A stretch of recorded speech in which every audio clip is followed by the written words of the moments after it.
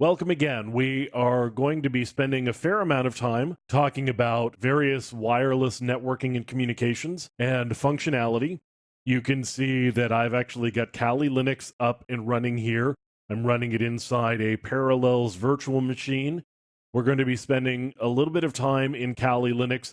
The reason for that is because Kali actually comes with a fair number of wireless attack tools, wireless security tools, and we are going to make use of those tools as we go through to actually get a better understanding of how Wi-Fi works, as well as how other wireless communications technologies like Bluetooth, for example, work as well. Now, every operating system comes with some amount of Wi Fi built into it as a general rule. Certainly the case with modern operating systems. As you can see here, I'm running Mac OS, and these are all of the wireless networks that are within range of me here. We're going to talk about the range of 802.11 and the other wireless technologies. We're going to do a little bit of work with Windows as well. I'm going to be running that inside of a virtual machine and using Windows to configure wireless networks and do other Wi-Fi testing with some Windows tools. And we're going to spend a lot of time talking about how 802.11 works, the various components of an 802.11 network.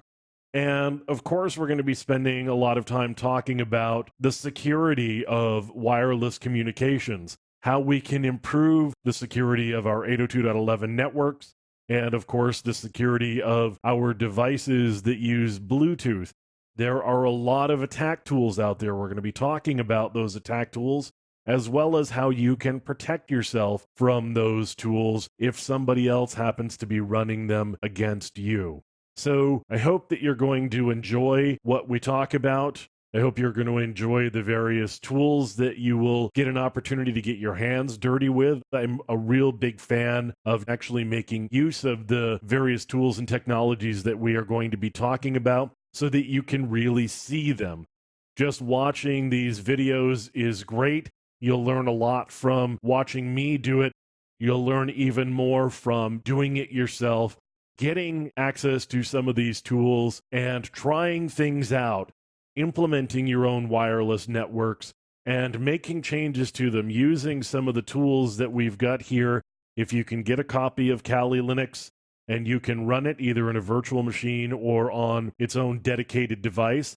I'll talk a little bit about using a device called a Raspberry Pi. It's a very cheap computing device. It will run Kali Linux and these various tools that are available as part of the Kali Linux distribution. So we're going to be covering a lot of ground, and I hope you really enjoy the process as we go through it.